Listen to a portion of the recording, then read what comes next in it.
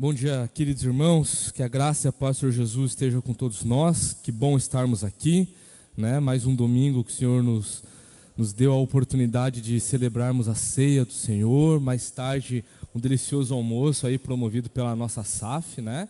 Que Deus assim nos abençoe então. Queria convidar os irmãos a abrir na carta do apóstolo Paulo, em Efésios, capítulo 6. Carta do apóstolo Paulo aos Efésios, capítulo de número 6.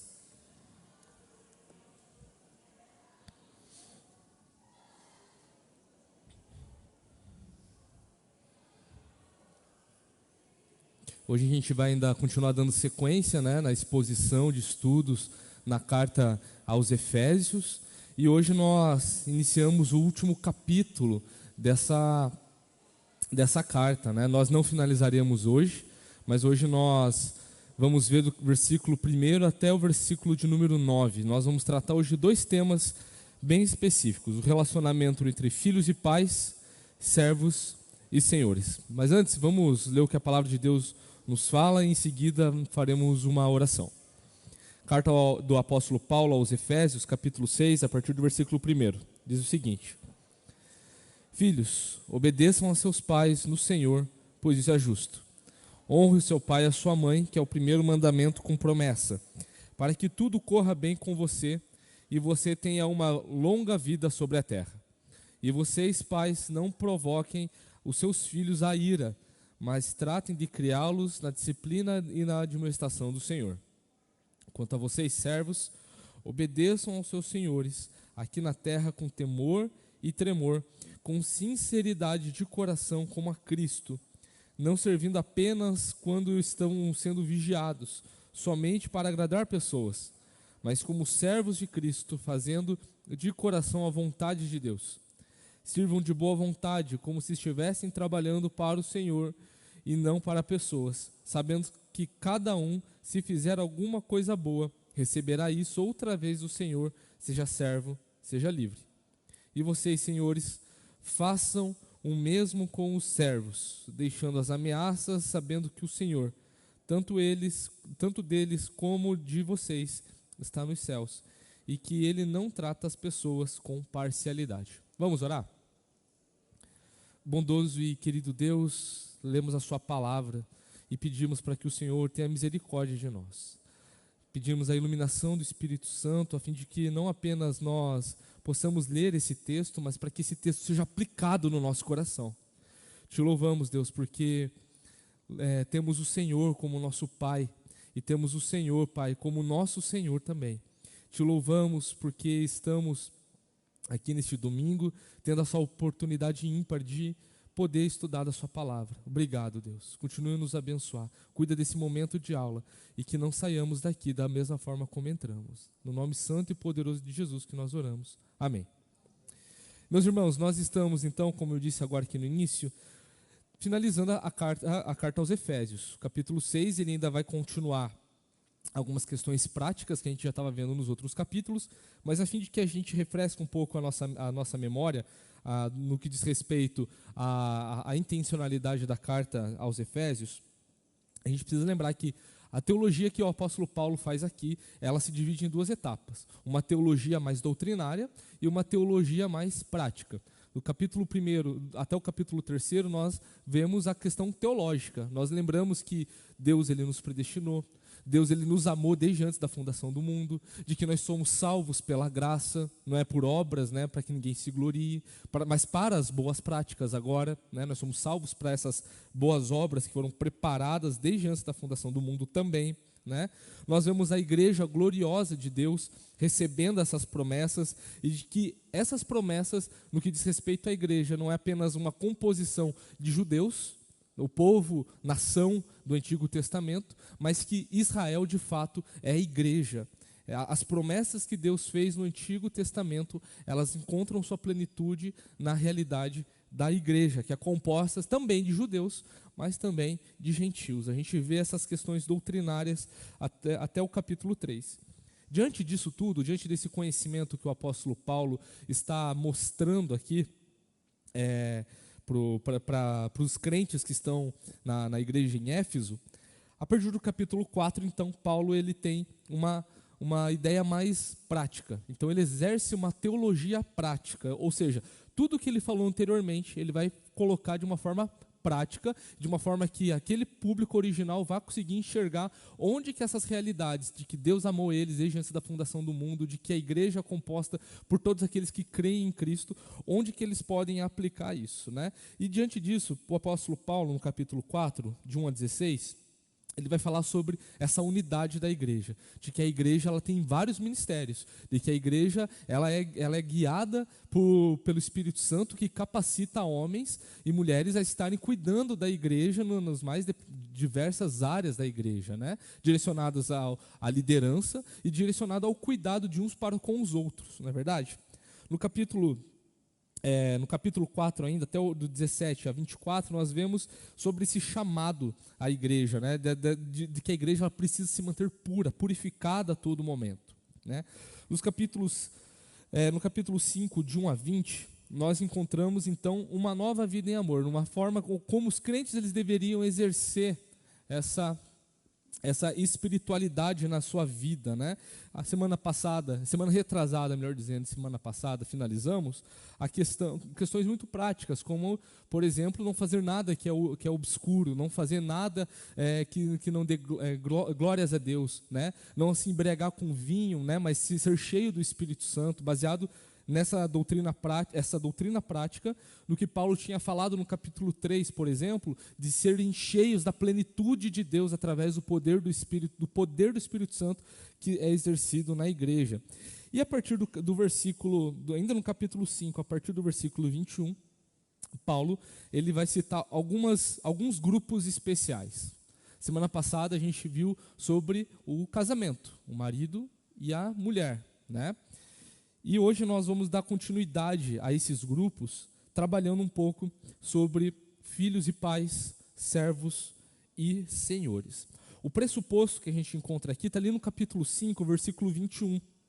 É o mesmo pressuposto que o apóstolo Paulo aqui usa para esposas e maridos, vai usar para filhos e pais, e vai usar para servos e senhores. O versículo 21 do capítulo 5 da carta aos Efésios diz o seguinte: sujeitem-se uns aos outros no temor de Cristo. Não é simplesmente uma sujeição, não é simplesmente você baixar a cabeça sem nenhum mérito ou sem nenhuma referência. O versículo 21 do capítulo 5 diz: sujeitem-se uns aos outros no temor de Cristo. Então esse é o pressuposto para os relacionamentos que existem na vida da igreja, né? E que são relacionamentos que a gente também encontra na sociedade. Paulo aqui ele estabelece 3 tipos de relacionamento que dão a base para toda a sociedade, que dão base para toda a cultura, por assim dizer também, né? A família, o primeiro núcleo ali da sociedade, que é a família, homem e mulher, a sua descendência, que são filhos, né? E como todas essas pessoas interagem com a sociedade em seus trabalhos, que é o que move a sociedade. E aqui já está uma dica, né, gente? Se a gente ler a palavra de Deus, se a gente aplicar a palavra de Deus, existe transformação no nosso meio. E o apóstolo Paulo vai fazer questão de evocar um dos mandamentos aqui, de uma forma muito explícita. A gente tem visto, ao longo dessa teologia mais prática do apóstolo Paulo, mandamentos assim que estão ali intrínsecos, que a gente consegue perceber e fazer aplicações e pontes. Só que a gente vai ver ali no texto de hoje, no capítulo 6, já no início, uma referência escancarada de um desses mandamentos. Então, só para que a gente fique claro aqui, a submissão, a sujeição aqui, no que diz respeito aos termos bíblicos, ela é o se submeter a qualquer autoridade legalmente constituída, com exceção quando esta exige ao crente desobediência à palavra de Deus ou interferência fundamental no seu compromisso com Cristo, né? Paulo não está falando simplesmente assim, obedeçam, não importa, filhos, vocês têm que honrar os pais de vocês, mesmo que ele fale para você cometer um crime, você tem que honrar. Não é isso que o apóstolo Paulo está falando. O apóstolo Paulo ele está falando, por isso que o pressuposto é: sujeitem-se uns aos outros no temor de Cristo. É olhar para Jesus. É aquilo que a gente viu no capítulo 3. Aprender de Cristo. Direto de Cristo. Não sobre Cristo, mas direto de Cristo. E diante disso, se submeter uns aos outros no temor de Cristo. Então o sentido aqui dessa sujeição, ela tem o caráter de ser uma afeição mútua, o exercer da humildade, de fazer isso voluntariamente, em cooperar com os demais membros do corpo de Cristo, né? A gente vê isso no capítulo 4, 2 e 3, ali, por exemplo. Capítulo 4, versículos 2 e 3, vai falar o seguinte: com toda humildade e mansidão, com longanimidade, suportando uns aos outros em amor, fazendo tudo para preservar a unidade do Espírito no vínculo da paz. É isso que o apóstolo Paulo está ensinando aqui. Então, o apóstolo Paulo, ao falar essas coisas, ele ainda evoca, lá na primeira carta aos Coríntios, capítulo 3. Primeira carta aos Coríntios, capítulo 3, versículo 9, que diz o seguinte: porque nós somos cooperadores de Deus, e vocês são lavoura de Deus e edifício de Deus. É o mesmo termo que o apóstolo Paulo vai usar no capítulo 4, no que diz respeito às lideranças da igreja, né? Que as lideranças estão ali para edificação da igreja. Mas o texto aqui, esses grupos de pessoas que nós estamos vendo aqui, marido e mulher, pais e filhos, senhores e servos, nós encontramos todas essas questões. Mas no texto de hoje eu queria ler duas passagens do Antigo Testamento que vão dar base para todo esse pensamento paulino no que diz respeito à família e à vida de ofício, né?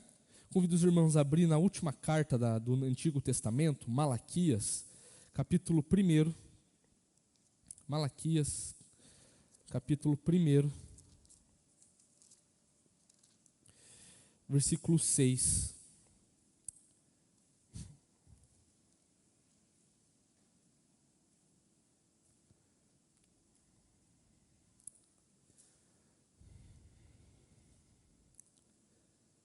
Que diz o seguinte: o filho honra o pai e o servo respeita o seu senhor. Se eu sou pai, onde está a minha honra? E se eu sou senhor, onde está o respeito para comigo? Eu, Senhor dos Exércitos, pergunto isso a vocês, sacerdotes que desprezam o meu nome. Mas vocês perguntam, como desprezamos o teu nome? Né? E Êxodo, capítulo 21.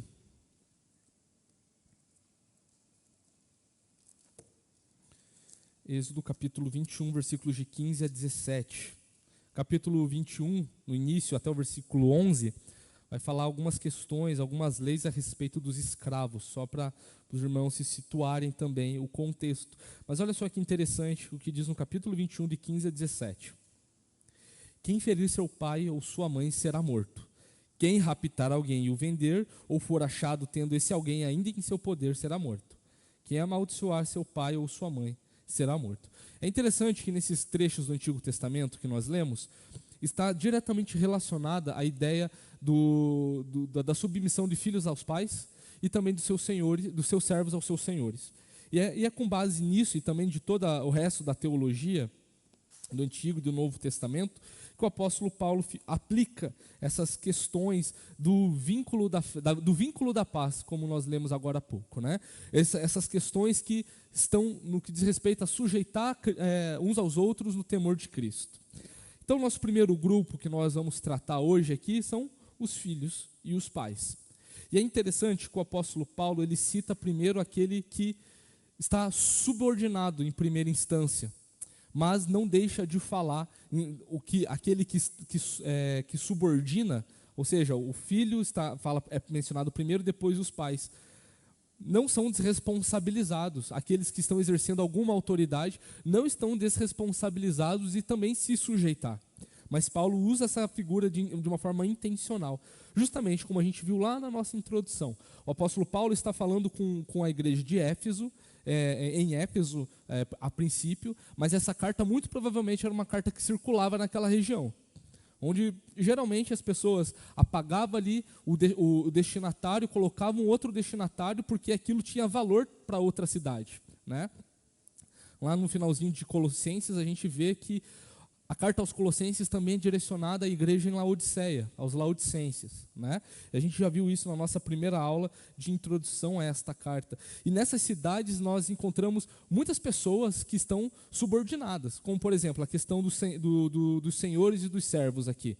Existia muitos servos naquela época, existia vários, era praticamente a mão de obra do mundo antigo. Então existia muito mais servos, então era uma forma intencional que o apóstolo Paulo está falando ali para aquele povo. Existia muito mais filhos, né? Porque os pais são duas pessoas, mas os filhos poderiam ser muito mais que duas pessoas. Poderia ser 3, 4, 5, 7 filhos, 10 filhos. Era algo muito comum, então era o que era mais evidente de figuras subordinadas ali, né? Então o apóstolo Paulo ele continua falando dessas questões, né? E olha só que interessante, o apóstolo Paulo, quando ele fala de filhos e obedecer aos seus pais no Senhor, pois isso é justo, ele está falando não apenas de jovens, de adolescentes, está falando de crianças também.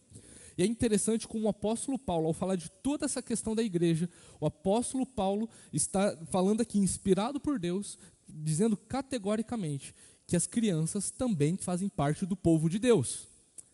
Esse é um dos porquês nós batizamos crianças, porque nós entendemos que crianças também são povo de Deus, são filhos da promessa de Deus. O apóstolo Paulo não está desprezando as crianças aqui. É por isso que, por exemplo, a nossa igreja, no momento de culto, nós preparamos um culto também para as crianças. O pregador que está lá ministrando a palavra de Deus para as crianças não está dando uma aulinha, está pregando a palavra de Deus na linguagem apropriada para que elas possam entender ali também. Então as crianças fazem parte do povo de Deus. O apóstolo Paulo já deixa isso claro ao falar aqui de filhos, falando sobre a obediência aos pais. Existe uma mensagem não apenas para adultos, como marido e mulher, como senhores e servos, mas também para filhos, isso inclui crianças. Não é uma questão implícita, é uma questão direta, uma questão objetiva e clara aqui, escancarada aqui. O povo de Deus também tem como seus integrantes as crianças. É por isso que criança precisa ser evangelizada, é por isso que criança precisa ouvir da palavra de Deus, é por isso que criança não tem que ficar pintando ou desenhando no momento do culto. Tem que ouvir a palavra de Deus. É pecador como eu, como você que somos adultos aqui. Tem que ouvir sobre a palavra de Deus. E o apóstolo Paulo, então, está falando aqui, está pressupondo também, isso é de uma forma muito clara, que crianças podem pecar, né? Está falando aqui, ó, honrem seus pais, ou seja, vocês não podem desonrar, vocês não podem cometer esse pecado. O apóstolo Paulo está falando aqui palavras diretamente para crianças, para adolescentes, para jovens. E é interessante aqui como que o apóstolo Paulo ele evoca o quinto mandamento aqui de uma forma extremamente literal. Extremamente literal. Mas ele faz algumas modificações e a gente vai daqui a pouco dar uma olhada no que diz respeito a esse mandamento, da forma como o apóstolo Paulo constrói aqui. Mas a princípio, a forma como as crianças, os filhos, os adolescentes, os jovens ainda que ainda não se casaram, né, mas que são jovens, né, jovens adultos, que seja assim, que moram com os pais, a forma como eles glorificam a Deus, como eles se subordinam aos seus pais, é na obediência e na honra. E é interessante que não é só isso. Obedeça aos seus pais no Senhor, pois isso é justo. E aqui fica claro também que o apóstolo Paulo, muito provavelmente, está falando de crianças que provavelmente não teve um dos pais. Não teve a figura paterna, ou não teve a figura materna, ou não teve nenhuma das duas. Paulo está incluindo aqui que a obediência ali deve ser no Senhor. E nisso a gente pode lembrar da doutrina da adoção. Quando nós somos salvos pela graça de Jesus Cristo, nós também recebemos o espírito de adoção. Nós somos adotados, nós nos tornamos assim filhos de Deus. Isso não é por carne, nem por sangue, nem pela vontade do homem, mas de Deus nos transformar, nos fazer nascer de novo e na condição de filhos de Deus. Então a Bíblia ela nos apresenta e ela nos capacita, através do poder do Espírito Santo, obviamente, a exercermos independente da nossa situação de filhos que têm pais ou não têm pais, de estarmos obedientes ao Senhor, como filhos amados que somos. e de que existe uma verdade: nós nunca vamos deixar de ser filhos. E é interessante ver como o apóstolo Paulo ele fala isso e explica o porquê. Porque honrar pai e mãe, seus pais, no Senhor é justo. É justo, é importante que seja assim. Deus ele estabelece as regras, é justo. Ali está um ato jurídico, né? E por isso que o apóstolo Paulo vai citar aqui o texto do quinto mandamento, né? Mas a gente vê como isso é importante já na sociedade. Na carta que o apóstolo Paulo ele escreve aos Romanos, no capítulo 1, diz o seguinte, versículo 30, Romanos 1, 30, diz o seguinte, vamos a partir do 29. Estão cheios de todo tipo de injustiça, perversidade, avareza e maldade. Estão cheios de inveja, homicídio, discórdia, engano e malícia. São difamadores, caluniadores, inimigos de Deus, insolentes, arrogantes, orgulhosos, inventores de males, desobedientes aos pais, insensatos, desleais, sem afeição natural e sem misericórdia. Paulo está falando daqueles que não conhecem a Cristo aqui. Está falando ainda do povo gentil que estava vivendo em suas mais diversas promiscuidades e longe do conhecimento de Deus, né? O apóstolo Paulo também, ao escrever uma carta pastoral a Timóteo, lá em 2 Timóteo, capítulo 3, de 1 a 5, diz o seguinte, 2 Timóteo, capítulo 3, de 1 a 5, diz o seguinte: mas você precisa saber disso, nos últimos dias sobrevirão tempos difíceis, pois os seres humanos serão egoístas, avarentos, orgulhosos, arrogantes, blasfemadores, desobedientes aos pais, ingratos, ímpios, sem afeição natural, implacáveis, caluniadores, sem domínio de si, cruéis, inimigos do bem, traidores, atrevidos, convencidos, mais amigos dos prazeres do que amigos de Deus, tendo forma de piedade, mas negando o poder dela. Fique longe também destes. O apóstolo Paulo ele está falando aqui, ele joga duas séries de pessoas que são ímpias. E dentro dessas séries de pecados está ali a desobediência aos pais. Desobedecer aos pais é pecado, obviamente. É por isso que nós temos um mandamento explícito para isso. Um mandamento explícito. Nós vemos algumas passagens do Antigo Testamento. Antes de nós fazermos a menção do quinto mandamento, queria ler ainda mais 3 textos com você no Antigo Testamento. Mais 2, na verdade. O primeiro texto a gente já leu, que foi o de Êxodo 21, de 15 a 17. Eu queria ler Levítico 20, versículo 9. Levítico, capítulo 20, versículo 9, que diz o seguinte: se um homem amaldiçoar o seu pai ou a sua mãe, será morto. Amaldiçoou o seu pai ou sua mãe, é responsável pela própria morte. Provérbios, capítulo 1, versículo 8.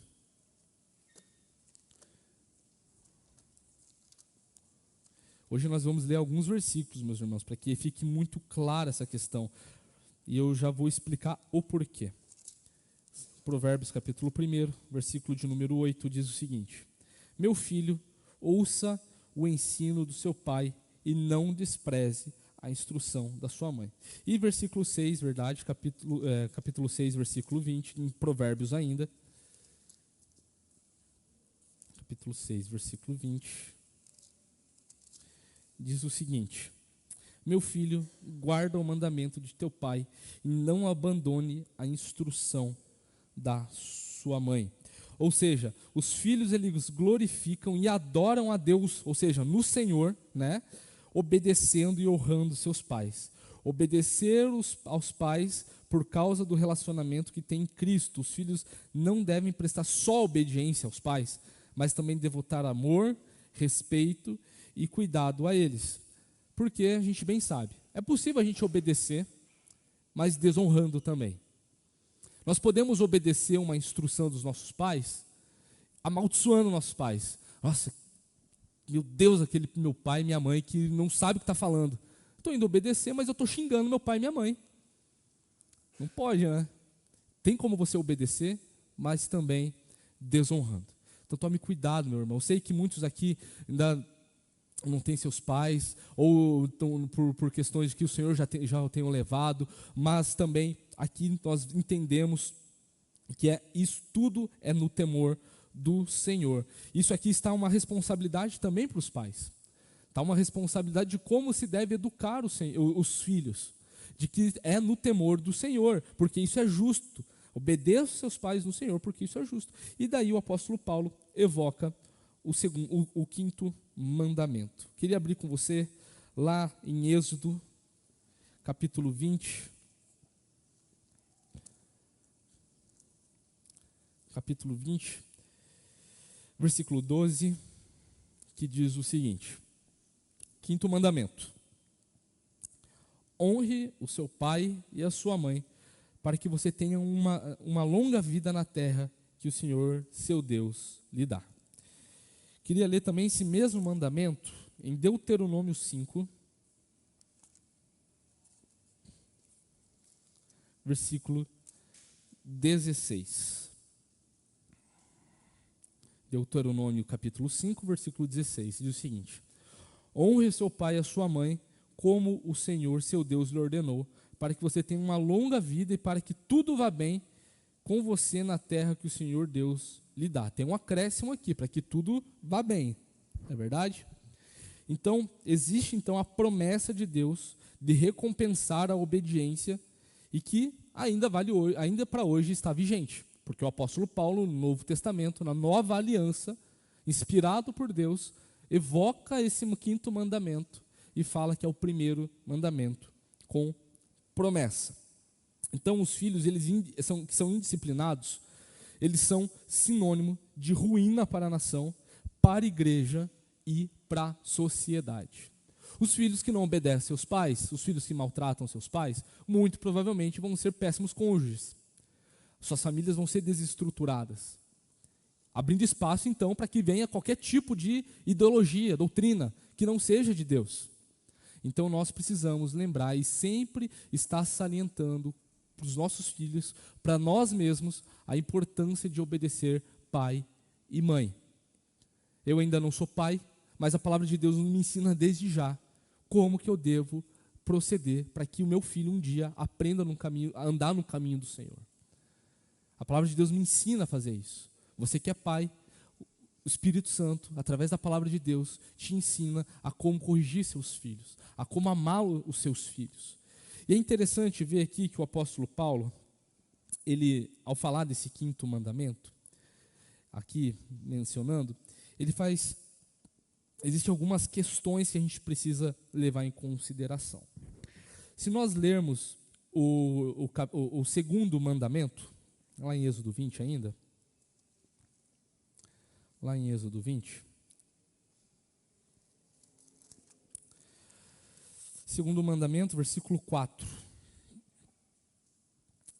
diz até o versículo 6, não faça para você imagem de escultura, nem semelhança alguma do que há em cima no céu, nem debaixo da terra, nem nas águas debaixo da terra, não adore essas coisas, nem preste culto a elas, porque eu, Senhor, seu Deus, sou Deus zeloso, que visito a iniquidade dos pais dos filhos, até a terceira e quarta geração daqueles que me odeiam, mas faço misericórdia até 1000 gerações daqueles que me amam e guardam os meus mandamentos.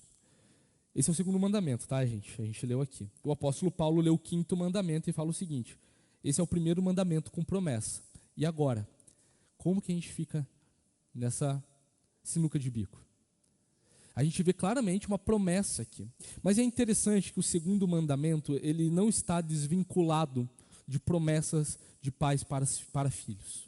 O segundo mandamento está ensinando ali que não se deve adorar, construir imagens para adoração. E que isso pode trazer maldição às suas gerações. Mas aqueles que guardam os mandamentos do Senhor, o Senhor terá misericórdia desses indivíduos que andam no caminho do Senhor até a 1000ª geração. E o quinto mandamento é de uma forma muito explícita no que diz respeito ao relacionamento do próximo de mim com o meu próximo, né? Com o nosso próximo. E o apóstolo Paulo ele evoca esse texto aqui do quinto mandamento, falando que é o primeiro mandamento com promessa, né? Mas é interessante a gente ter noção de que existem algumas interpretações por quando o apóstolo Paulo está falando isso, justamente porque tem muitos que defendem que não é o primeiro mandamento com promessa. A gente acabou de ler o segundo mandamento, que a gente vê uma promessa ali.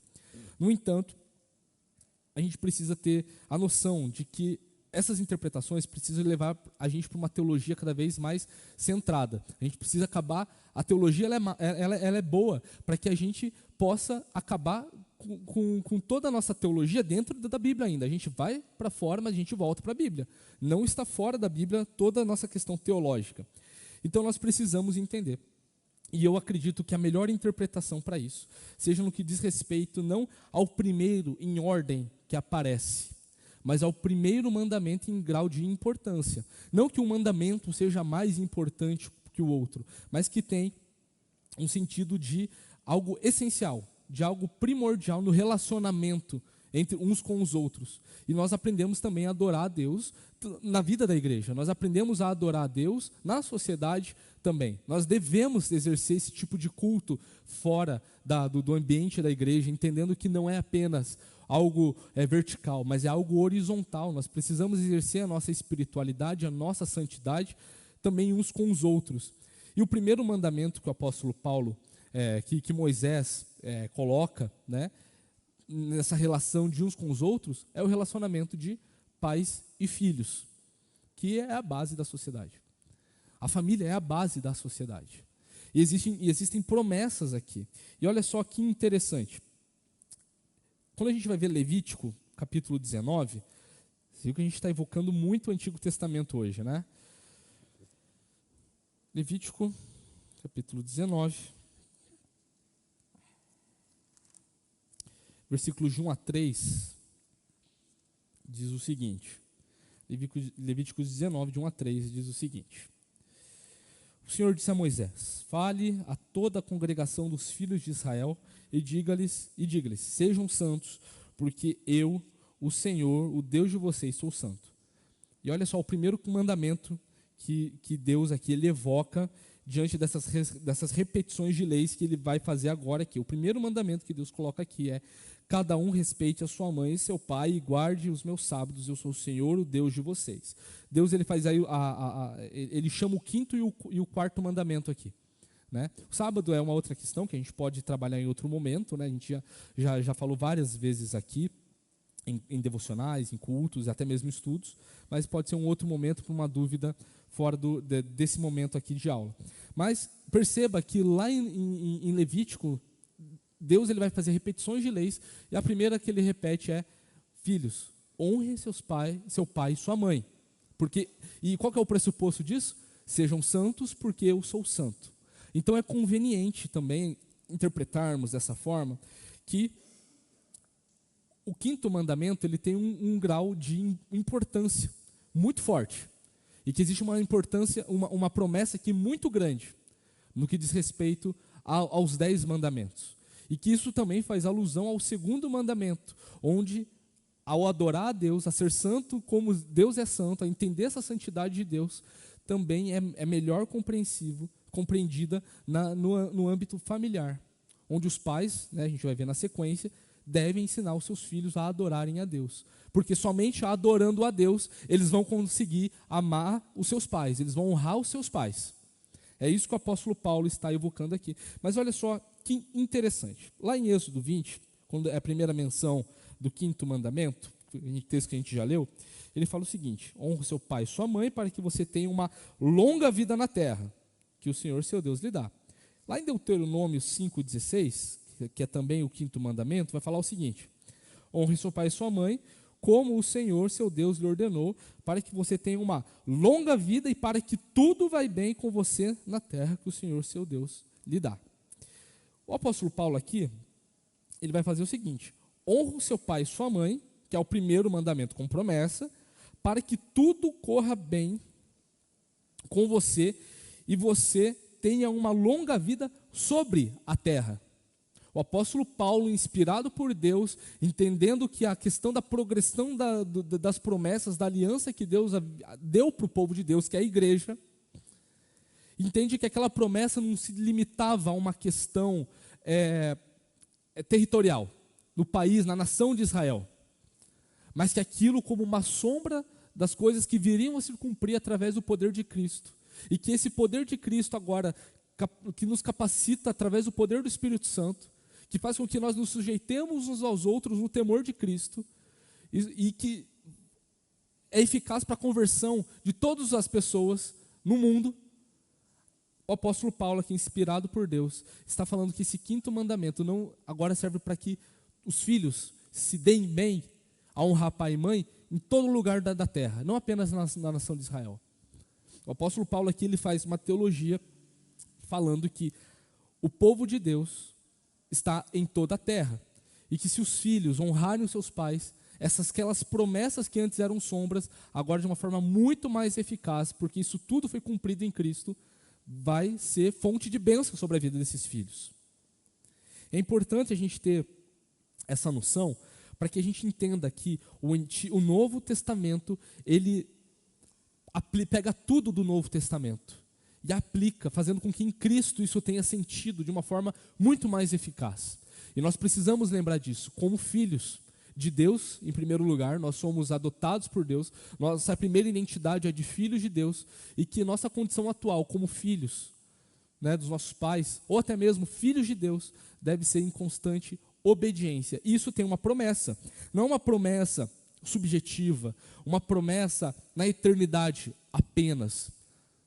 Nós entendemos, baseado no que a palavra de Deus nos fala, que a eternidade na vida daquele que nasce de novo começa aqui nessa vida ainda, e de que nós podemos ter bênçãos no Senhor.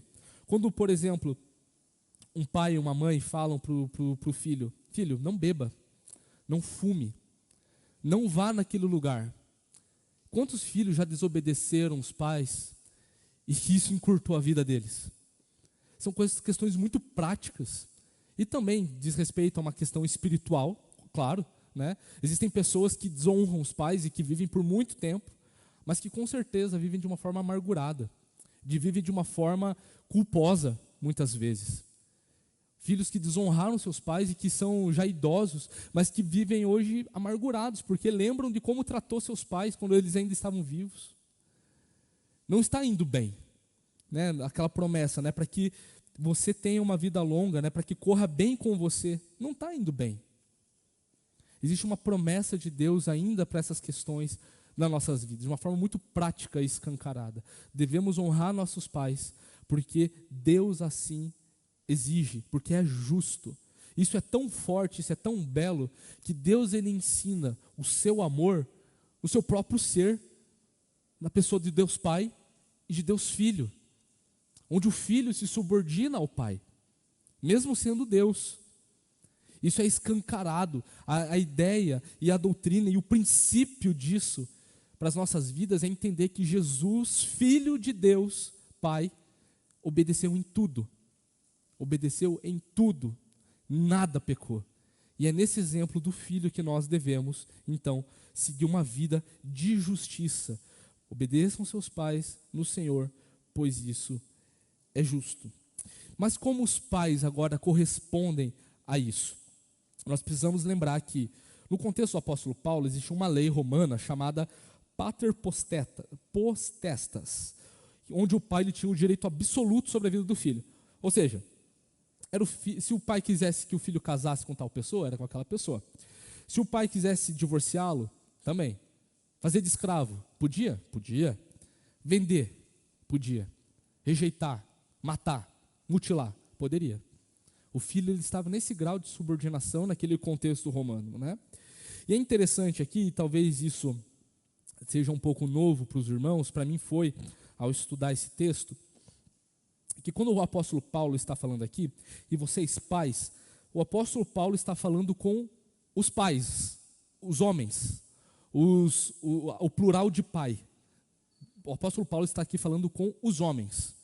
Pais, não provoquem os seus filhos à ira, mas tratem de criá-los na disciplina e na admoestação do Senhor. Aqui, o apóstolo Paulo não está rejeitando o papel das mães, muito pelo contrário. O apóstolo Paulo toda hora está evocando o Antigo Testamento aqui nessas aplicações E no Antigo Testamento, quando nós lemos lá em Provérbios 31, Provérbios de número 31, versículos de 28 a 29, diz o seguinte, falando sobre a mulher virtuosa, né? Seus filhos se levantam e a chamam de bem-aventurada. Seu marido a louva dizendo, muitas mulheres são virtuosas no que fazem, mas você supera todas elas. Então o apóstolo Paulo não está falando, não, mães, vocês não têm que fazer nada. E ele está falando assim, pais, vocês são responsáveis pela disciplina, pela criação e pela admoestação no Senhor. E é importante se aplicar ao contexto, porque no trecho anterior, no capítulo 5, falando sobre marido e mulher, a gente vê ali que existe uma submissão mútua, onde o marido precisa amar sua esposa, e a esposa, diante desse amor, ela se subordina, ela se submete ao seu marido, em amor. Tudo isso em amor. Ou seja, se está valendo para o pai, para o gênero masculino aqui, isso também está valendo para a mãe. Porque o ambiente familiar está debaixo deste amor de como o pai deve amar sua esposa. Amando sua esposa como Cristo amou a igreja. E no finalzinho do capítulo 5 vai falar que isso é um mistério, né? É um grande mistério. No entanto, quanto a vocês, que cada um ame sua própria esposa como a si mesmo e que a esposa respeite o seu marido. E aqui, quando o apóstolo Paulo fala só sobre o pai, ele automaticamente está falando sobre a esposa. Porque não existe missão sozinho no casamento. Não existe coisas que o homem faz sozinho, que a mulher faz sozinho. Existem papéis diferentes, complementares aqui. Homens devem ser os cabeças dos seus lares, sem descartar a submissão da esposa e seu papel de aliada necessária. A mulher é uma aliada necessária. E quando a palavra de Deus fala que ela é uma companheira idônea, né, uma auxiliadora idônea, o próprio Deus ele coloca essa característica nele mesmo de auxiliador. Em muitas passagens da Bíblia. O Senhor, o meu auxiliador, o auxílio de Israel. Isso quer dizer que Deus ele é submisso a Israel, simplesmente? Deus ele é submisso a Israel? Não, é porque Israel não consegue fazer tudo sozinho. E é o mesmo princípio aqui. O homem não consegue fazer tudo sozinho, na liderança da sua casa. E ele precisa da sua esposa o auxiliando, sendo ali uma aliada complementar, fazendo aquilo que o homem precisa. E isso é mútuo. Né? Então, existe esse chamado aos pais, e é interessante ver como que o apóstolo Paulo ele usa três verbos aqui. Ele fala sobre criar, ele fala sobre admoestar, e fala sobre disciplinar, sobre admoestar. Né? A palavra aqui, criar, ele tem um sentido de nutrir, de alimentar. Não apenas no que diz respeito à comida, alimento, mas a prover segurança, limites, amor, encorajamento, criá-los tudo nisso, né? Lembrem-se do pressuposto, submissão no temor do Senhor. Os pais precisam fazer tudo isso no temor do Senhor. Eles devem disciplinar, né? Não estou falando aqui de dar surra, de deixar a criança quase estatelada no chão, quebrada. Não é isso, a palavra de Deus não ensina isso. Quando nós vemos lá em Hebreus 12, 11, nós vemos lá que o escritor de Hebreus, ele fala que Deus ele nos disciplina e que muitas vezes aos nossos próprios olhos é momento de tristeza, mas que na sequência nós vemos os frutos e as bênçãos do Senhor sobre as nossas vidas. E a mesma palavrinha lá, disciplinar, tanto no grego quanto na tradução, é essa, tem esse significado. E a admoestação aqui, ela é o equilíbrio entre a advertência e os estímulos. A advertência vai fazer uma criança, um jovem irritado, revoltado. Os estímulos vai fazer que aquela criança seja alguém mimada. Mas a admoestação é ensinar a distinguir entre o certo e o errado. É corrigir quando necessário, estimular quando necessário. É manter o equilíbrio aqui. E tudo isso no Senhor. No Senhor. O que a palavra de Deus nos fala? Não é o Estado que vai educar os nossos filhos. Não é a escola que vai educar os nossos filhos. Não é nem a igreja como instituição que vai educar os filhos. Mas são os pais no temor do Senhor que recebem essa missão de criar, de disciplinar e de admoestar no Senhor. Então, pais, não tragam os filhos para a igreja achando que o pastor vai ensinar a educação cristã para os seus filhos. É missão dos pais isso dentro de casa. Aqui nós prestamos culto ao Senhor. É claro, diante de crises, diante de aconselhamentos, um pastor ele vai ser esse instrumento na mão de Deus na vida da igreja, como nós vimos em Efésios capítulo 4, que Deus ele promove líderes na sua igreja para edificação, obviamente, mas não terceirize a educação dos seus filhos. A missão que Deus te dá para com os seus filhos é criar, ou seja, dar tudo o que eles precisam, disciplinar, admoestar no Senhor. A educação cristã, ela é responsabilidade dos pais. E educação cristã é conduzir o coração dos filhos ao coração de Jesus, ao coração do Salvador, né? E nisso nós podemos, claro, nos alegrar. Que bom que nós temos um pai que nos ensina isso, que é o nosso Deus. Que bom que Deus colocou pessoas que exercem também esse grau de paternidade espiritual nas nossas vidas. O apóstolo João, na sua primeira carta, vai chamar o público da sua igreja, o público original ali, de filhinhos, né? O apóstolo Paulo vai chamar Timóteo de filho na fé. Deus coloca pessoas até mesmo nisso. Deus nos dá também pais espirituais para que estejam cuidando da gente, né? Isso está dentro da igreja. Mas o que diz respeito ao cuidado, à educação primordial, é os pais para com os filhos, é essa que a Bíblia nos ensina.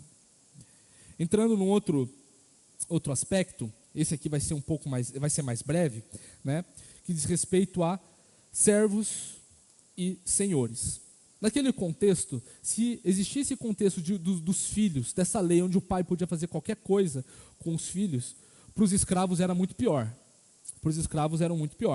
Os escravos eles eram entendidos, compreendidos como uma ferramenta viva. Ou seja, eles eram uma ferramenta com alma, de forma que uma ferramenta, sei lá, um alicate, era uma ferramenta sem alma. Essa era a compreensão do mundo antigo, no mundo romano, né? Os escravos eles eram uma mão de obra praticamente de todo o mundo antigo. E isso não diz respeito à questão, que a gente tem a mentalidade de escravidão no que a gente viveu no contexto de Brasil, onde era só questão agrícola, questão de construção. Não é isso. Os escravos no mundo antigo eles exerciam as mais diversas profissões: médicos, arquitetos, engenheiros, professores, né? Diversos ramos, né, que a gente pode aqui mensurar. Esses escravos ou eles eram herdados, passados de pais para filhos, né, como propriedade, ou eles eram comprados, ou eles eram conquistados em espólios de guerra. Um povo combatia outro povo e os prisioneiros ali eram transformados como escravos, né? Os bárbaros, por assim dizer, né? E existia uma outra lei no Império Romano chamada pátria família, que era o direito que o senhor tinha de castigar, confinar, matar os seus escravos, mutilar os seus escravos, né? Simplesmente acordou assim, hoje eu não estou bem, vou descontar minha raiva no escravo. Podia, era previsto, era ético isso, era muito ético, era moralmente aceito na sociedade. E aqui um parênteses, é por isso que a lei cristã, por isso que a palavra de Deus não se limita à moralidade e a uma boa ética, tá bom, gente? Só lembrando desse parênteses aqui. Mas os apóstolos, eles muitos acusam a palavra de Deus, né, de que não falou nunca sobre a escravidão. Muitos acusam a palavra de Deus de ser indiferentes quanto a essa chaga na humanidade que foi a escravidão e que é ainda hoje. Nós precisamos lembrar que os apóstolos, eles não eram revolucionários. Os apóstolos também não estavam de olhos fechados diante das coisas ruins que aconteciam no mundo. Muito pelo contrário. O apóstolo Paulo, no versículo 9, falar que os senhores façam os mesmos que os servos, era algo contracultural, era um escândalo para aquela época. Como assim vocês são iguais diante de Deus? Como assim senhor e escravo são iguais? Então, é uma falácia isso, quando falarem para você, não acreditem nisso, e a gente pode ver alguns capítulos, né, que a gente vê no Novo Testamento nessas cartas. Em Gálatas 3:28, vai falar o seguinte, Gálatas 3:28, fala o seguinte: assim sendo, não pode haver judeu nem grego, nem escravo, nem liberto, nem homem, nem mulher, porque todos vocês são um em Cristo Jesus. Em Colossenses 4, que é a carta gêmea de Efésios, Colossenses 3, melhor dizendo, versículo 22 até 4:1. Eu vou ficar, na verdade, eu vou ler só o 4:1, falando o seguinte: Senhores, tratem os seus servos com justiça e igualdade, sabendo que também vocês têm um Senhor no céu. Filemão é a carta clássica que fala contra a escravidão. Filemão 15:16.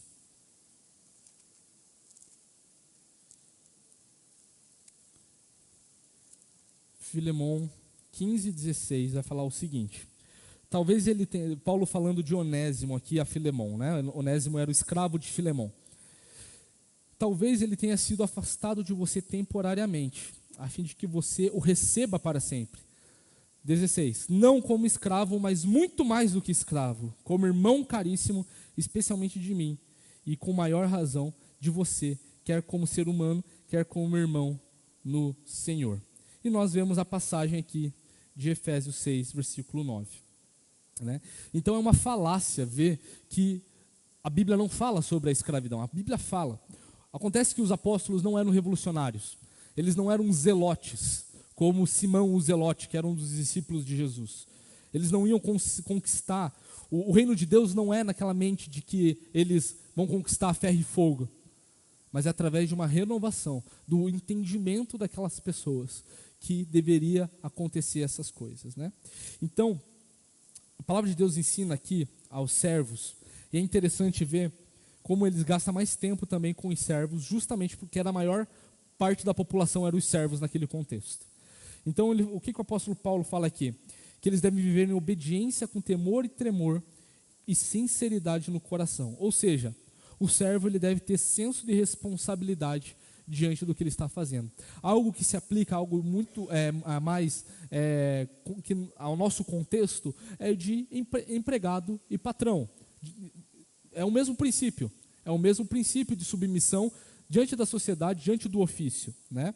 Onde nós devemos exercer o senso de responsabilidade genuína e integridade. O apóstolo Paulo aqui ele está falando basicamente, ele está combatendo o pecado da preguiça, de uma forma muito direta aqui. O apóstolo Paulo está fazendo alusão aqui de uma forma indireta ao 8º mandamento, que é o não roubarás.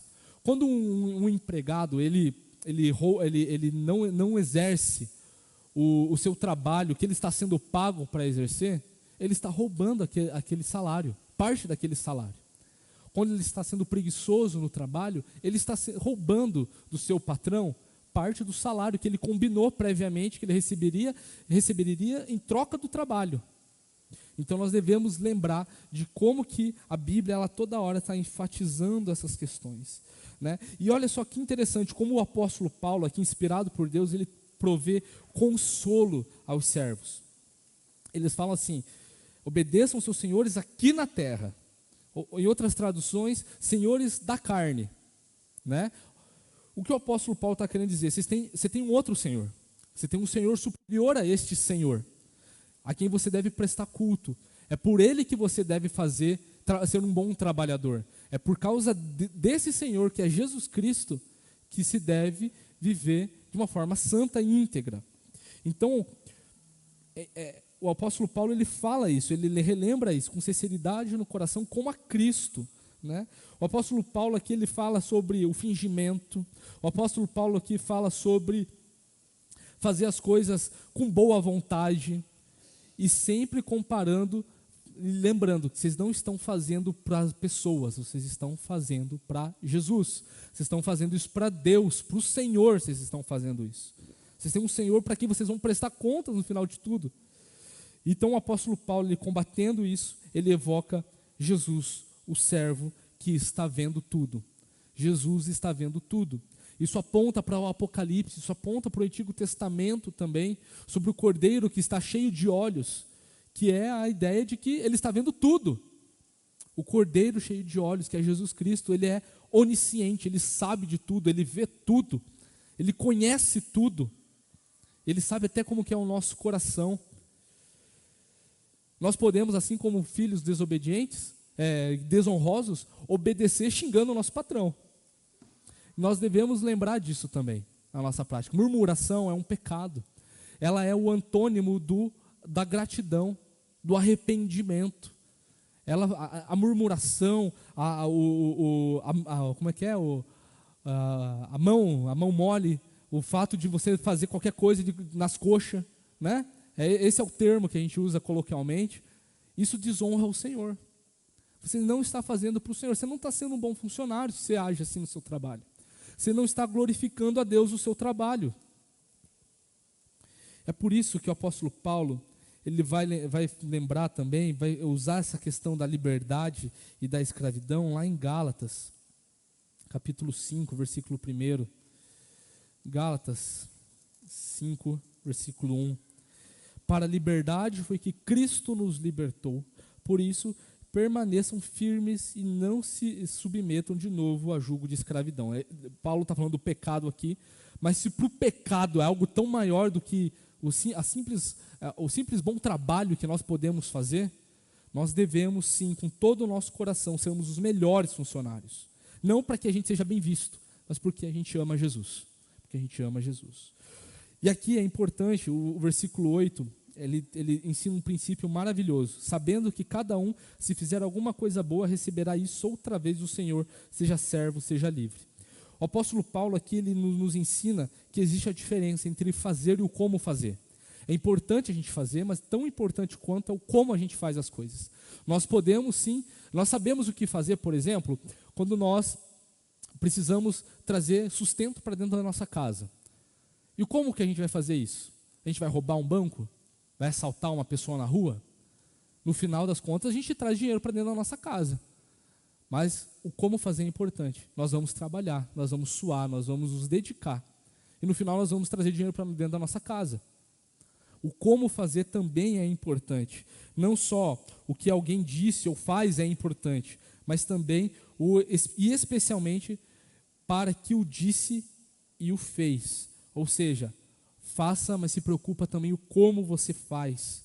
E existe uma recompensa, recompensas presentes e recompensas futuras, né? O Senhor, ele receberá isso outra vez do Senhor. Essas são boas obras para as quais nós somos salvos desde antes da fundação do mundo. E nós precisamos nos lembrar dessa verdade. Então, o patrão aqui também, no versículo 9, ele também é servo de Deus. Olha só, e vocês, senhores, façam o mesmo que os servos, deixando as ameaças, sabendo que o Senhor, tanto deles como de vocês, ou seja, é o mesmo Senhor dos servos é o Senhor de vocês também, ou seja, vocês são servos também, está nos céus, e que Ele não trata as pessoas com parcialidade. A gente vê ao longo de toda a Escritura, de como Deus ele é justo. É o mesmo princípio de justiça entre honrar pai e mãe, porque isso é justo. O patrão ele também é servo de Deus, o patrão ele não deve oprimir, isso seja de uma forma verbal, isso seja de uma forma física, isso seja de uma forma psicológica, isso seja de qualquer outra forma que vai gerar opressão e dificuldade na vida do subordinado. Então nós devemos sim entender que até mesmo aqueles que estão em cargos de liderança, aqueles que estão em cargos de chefia, aqueles que exercem algum tipo de autoridade, também estão subordinados à autoridade de Jesus. E é para eles que vão prestar contas. E aqui existe um incentivo ao servir, que Deus ele não é parcial, que Deus entregou o seu único filho, o seu filho unigênito, né, para que ele fosse servo, para que ele servisse a nós diante da nossa miséria.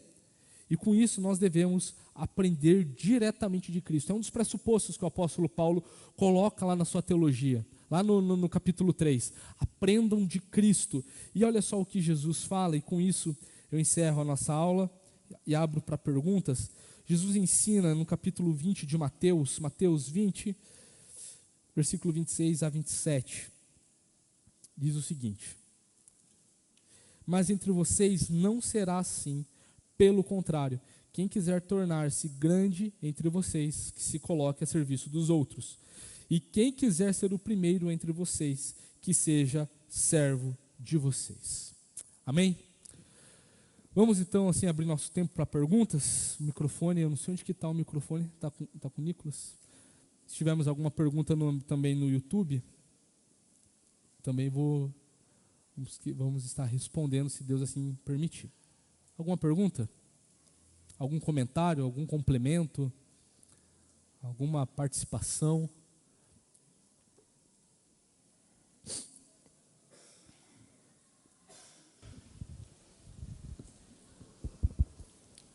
Gostaria aqui de colocar duas situações, falando sobre o honrar pai e mãe, né?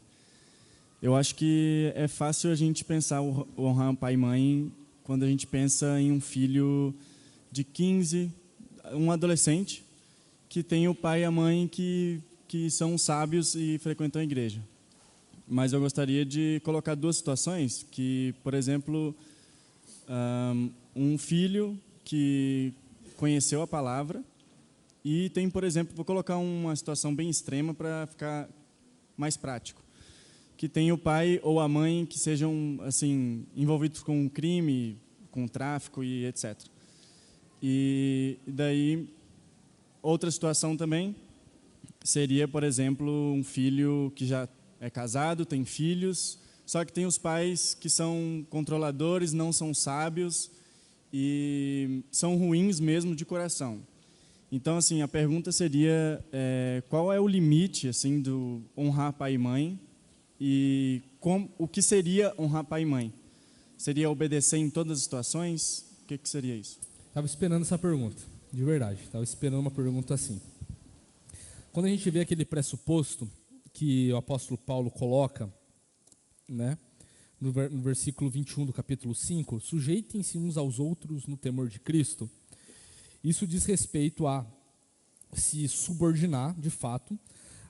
O que a Bíblia ensina é que a gente deve se submeter, porque os pais é uma autoridade legalmente constituída, não apenas no âmbito civil, né, mas também na palavra de Deus, desde que também, abre exceções, claro, se aquilo for obrigar a pessoa a desobedecer a palavra de Deus, ou a interferir fundamentalmente no seu compromisso com Cristo, né?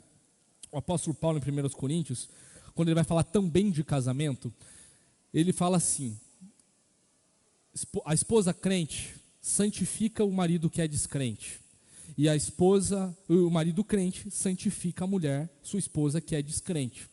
Ou seja, o apóstolo Paulo ali poderia falar assim: não, divorcia. Não, ele não fala isso.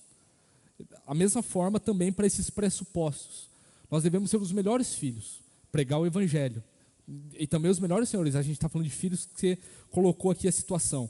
O bom filho vai honrar seu pai e sua mãe, porque isso é justo, sendo alguém sábio, sendo alguém que vai olhar para a palavra de Deus e vai consultar a palavra de Deus, assim como os bereanos em Atos 17, para ver se tudo procede, e vai ver na palavra de Deus o seu código de fé e prática, e vai obedecer seus pais nesse caso, né? No entanto, ordenanças que afrontem contra as verdades bíblicas não devem ser cumpridas, e não é desonra nesse aspecto, porque a palavra de Deus fala honrar, vou ler aqui, né? Obedeçam os pais no Senhor, pois isso é justo. Existe um pressuposto, existe uma ligação, existe uma ordenança que não se baseia no fato de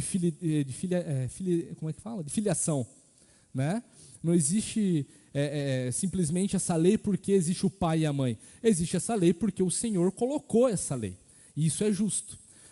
E muitas vezes é difícil, eu entendo que existem situações assim. O pastor Patrick já foi capelão do lar Ermília Schleder, né, pastor?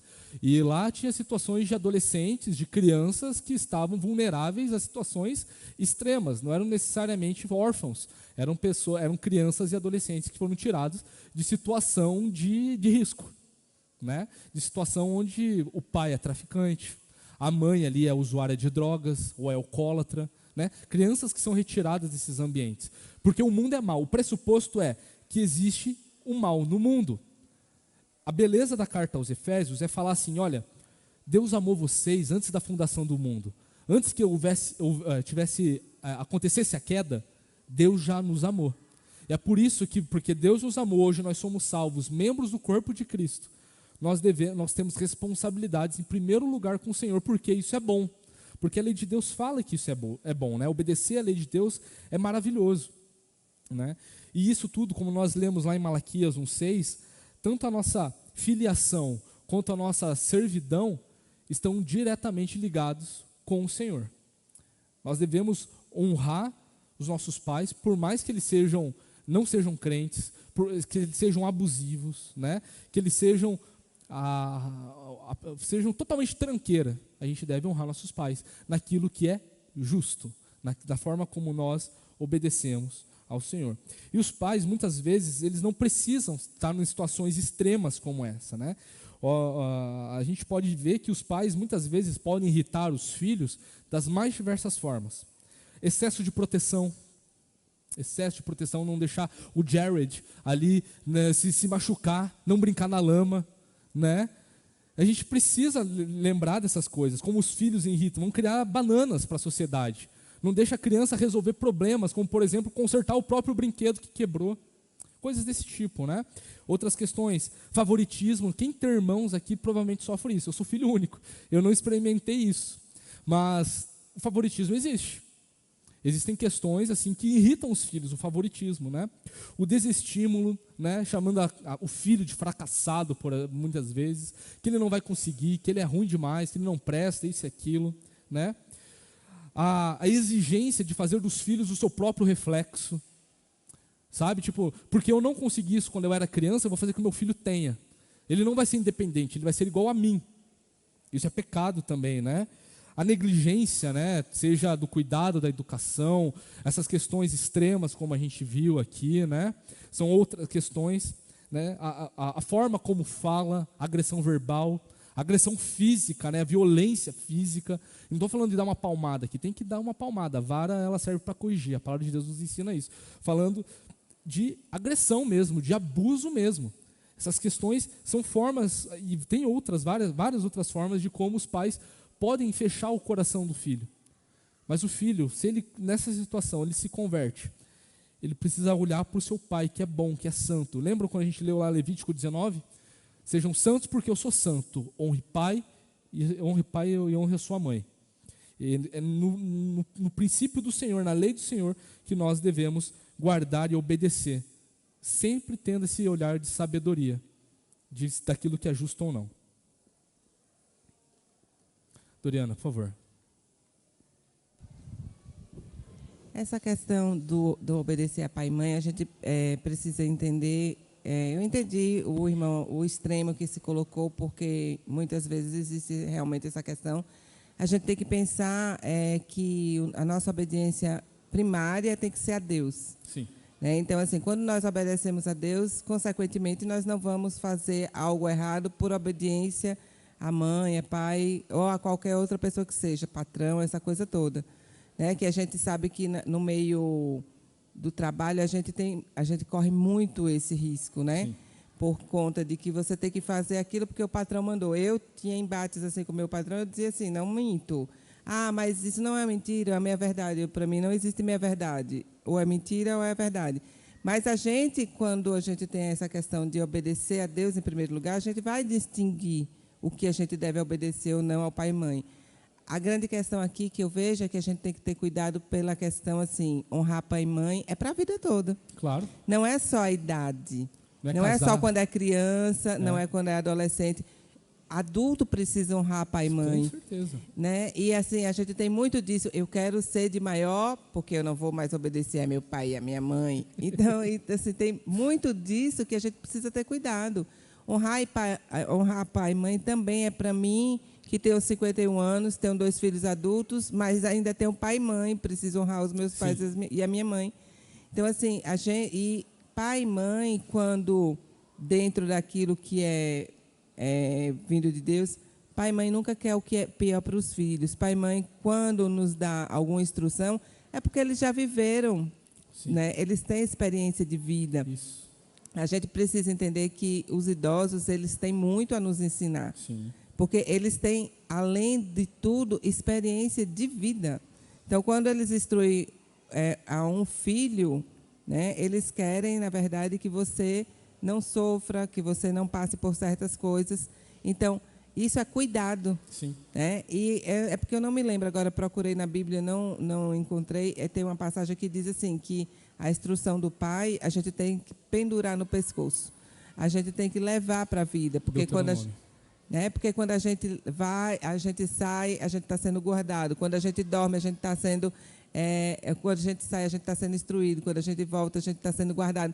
Então, assim, a instrução do pai, né, o mandamento do pai, ele é como se fosse assim, um passo a passo de vida para a gente seguir. E a instrução da mãe é porque a mãe é a auxiliadora que faz a parte que o pai não consegue fazer. Exatamente, é o amor, é dizer, meu filho, aqui você tem que obedecer seu pai, isso aqui, seu pai tá certo, você tem que ouvi-lo, tem que ensinar a palavra, porque muitas vezes o pai tá trabalhando e não fica em casa para ver aquilo que acontece. Então, assim, a palavra de Deus é perfeita, né? Ele faz a coisa assim, um encaixa no outro. Sim. E tudo, na verdade, convém para que a gente obedeça a palavra, para que a gente, na verdade, esteja sempre na luz da palavra de Deus, que é o nosso mandamento primordial e a quem nós temos que obedecer, né? Sim. Então, eu acho que é essa questão. Eu acho que é muito importante a gente não esquecer que, na fase adulta, também a gente precisa obedecer pai e mãe, precisa honrar pai e mãe, né? Que a gente esquece disso, a gente acha que é só até ficar de maior. Ou sair de casa casando, né? Ou sair de casa, exato. Não é assim, né? A palavra de Deus fala que a gente deve cuidar também dos nossos pais, né? O apóstolo Paulo, ele fala a Timóteo lá sobre como ele deve enxergar as senhoras como suas mães também, né? As moças como suas irmãs. Então, existe essa importância também do cuidado de pais na velhice. A Bíblia coloca dessa forma, né? Então, a gente precisa lembrar desses princípios, entender que a palavra de Deus ela é útil para a criança, ela é útil para o adolescente, ela é útil para o jovem, ela é útil para o adulto, para o adulto de meia idade, para o idoso, para o ancião, para o Luiz Alves. Não, brincadeira. A gente deve fazer sempre essa lembrança de que a palavra de Deus ela é útil. Ela é boa para a edificação, ela é perfeita para a edificação e a exortação de todo homem de Deus nos caminhos que deve andar. Nós precisamos lembrar dessas verdades. Sim, cuidar do idoso é honrar. Porque a gente tem mania de achar que, ficou velho, vamos botar ali no asilo, numa casa de repouso. É obrigação dos filhos cuidar dos seus pais. Existem casos e casos, mas é necessário que os filhos honrem pai e mãe até quando Jesus chamar, né? Quando Deus chamar. Meus irmãos, já avançamos bastante na hora, daqui a pouco temos nosso almoço da comunhão promovido pela SAF. Então vamos encerrar esse momento, vamos orar, pedir para que Deus continue a nos abençoar e que essas palavras de vida eterna se tornem cada vez mais fortes no nosso culto fora daqui, no nosso culto ordinário, no nosso culto do dia a dia. Vamos orar? Bondoso e querido Deus, louvamos, Senhor, pela sua palavra, que tenha muito a nos dar, Pai, a nos ensinar. Palavras que é o próprio Jesus, Pai, quem nos ensina. Palavras que é o próprio Deus, Pai, que coloca no nosso coração. Te louvamos, Deus, porque em tudo há graça. E o Senhor tem a nos falar ainda hoje, Pai, sobre como nós devemos ser os melhores filhos para o Senhor. Como nós devemos ser os melhores servos do Senhor. Te louvamos, Deus, porque o Senhor continua a nos amar tanto que nos deu essa oportunidade de ouvir do Senhor. Que sejamos filhos excelentes para os nossos pais. Que sejamos pais excelentes para os nossos filhos. Que sejamos empregados, servos excelentes no nosso trabalho. Que sejamos líderes, patrões, Pai, excelentes e justos e bondosos onde nós estivermos. Te louvamos, Deus. Não deixe que a gente esqueça dessas palavras de vida eterna. Te louvamos em nome do Senhor Jesus. Amém. Meus irmãos, temos nosso culto às 7 horas e às 6 horas nós temos nosso encontro de oração, que não vai ser lá na sala do céu, tá bom? Só enfatizando aqui o que o pastor Tiago já falou, vai ser em outro espaço, outro cômodo da nossa igreja, tá bom? Que Deus assim nos abençoe, tenha um ótimo almoço, uma ótima tarde e nos encontramos mais à noite, se Deus assim permitir. Amém?